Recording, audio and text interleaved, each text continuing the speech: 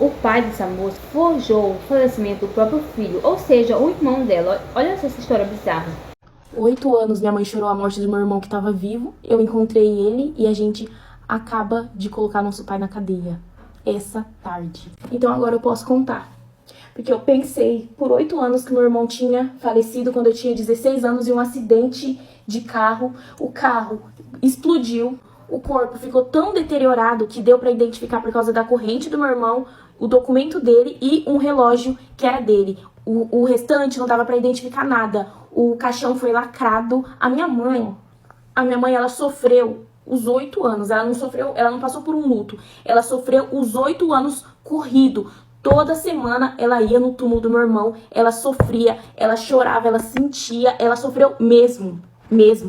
E o meu pai, ele chorou, só que eu achava que era o jeito dele de homem, de passar pelo luto. Ele nunca mais foi no túmulo, ele foi no dia do enterro, e depois ele falava que morto tinha que descansar, o que tinha ali era só osso, e depois nem osso mais tinha, então não tinha um porquê dele ficar indo ali no túmulo falar com um cimento. E eu achava ele frio, mas eu pensava que esse era o jeito dele de lidar com aquilo, de lidar com a morte do meu irmão. E eu encontro meu irmão trabalhando na Oxxo, num supermercado. Eu vim pra Campinas pra ir no Et com a minha amiga no aniversário dela, e a gente alugou um Airbnb pra gente ficar 3 dias, e eu fui passar numa lojinha da Oxxo. Eu tava na fila, tinha uma fila grande, e eu ouvi uma voz: moça, precisa de sacola?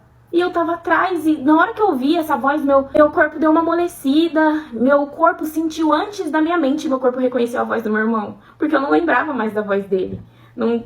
Eu não lembrava mais da voz, do cheiro, não lembrava. 8 anos, e eu olhei, porque eu tava atrás na fila. Quando eu olhei assim, aí ele viu que eu olhei, ele olhou pra mim, ele arregalou o olho. Nem se ele virasse pra mim e falasse que eu tava confundindo, que era alguém igual ele, eu não ia acreditar, porque o semblante dele, a cara que ele fez quando ele me viu, tava nítido que era ele. A surpresa que ele teve de eu ter encontrado ele. E aí e a fila passou as pessoas, ele passou as pessoas que estavam na minha frente. Quando eu cheguei na frente dele, eu falei: Henrique. O olho dele encheu de lágrimas. Ele falou: não conta pro pai que você me achou. Conta pra mãe, mas pelo amor de Deus, não conta pro pai. E eu fiquei assim, tentando falar, só que a minha voz não saía. Parece que meu corpo paralisou, com a minha cabeça. Eu só conseguia lembrar da minha mãe. Eu ficava assim: como que ele pôde ter feito isso com a minha mãe? Porque, gente, eu acompanhei, a minha mãe, ela morreu também. No aniversário dele, ele gostava de bolo de fubá com goiabada. A minha mãe, ela fazia, e ela cortava uma fatia, ela colocava na mesa, num lugar vazio, e ela ficava olhando pra aquela fatia e chorava todo ano no aniversário dele. Fiquei olhando pra ele e nem chorar. Eu não conseguia chorar. Eu tava paralisada. E ele me escrevendo num pedaço de papel e me entregou e falou assim: você tem que ir sozinha e não conta pra ninguém, mas eu moro aqui. E me entregou o papel. Quando ele me entregou o papel, era um endereço.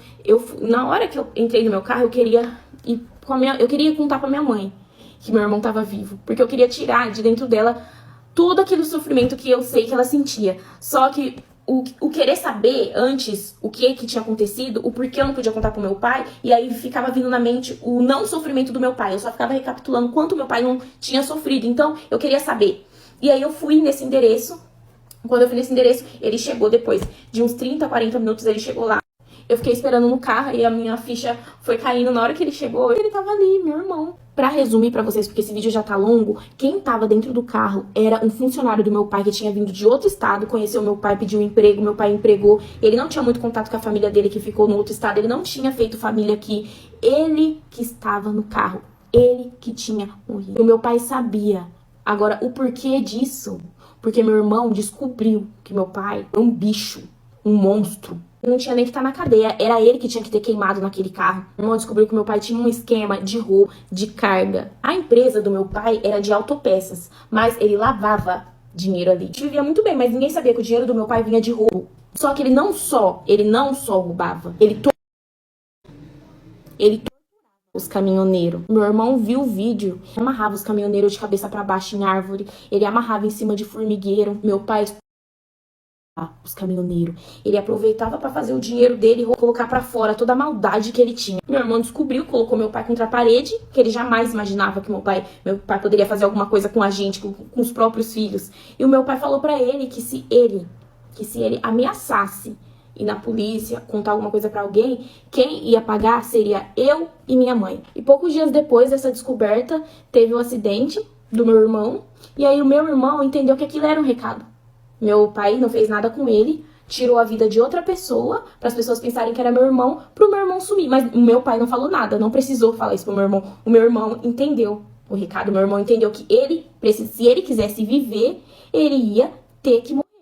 E foi o que ele fez, ele sumiu, ele foi viver outra vida, longe da gente, porque era o jeito dele proteger minha mãe. E se ele contasse alguma coisa, ele tinha medo do que meu pai faria comigo, do que meu pai faria com a minha mãe, porque ele viu que meu pai é capaz, se ele foi incapaz de inventar a morte do próprio filho, então a esposa dele e a filha também não era nada pra ele. Tudo isso acabou e meu pai não vai daquela cela.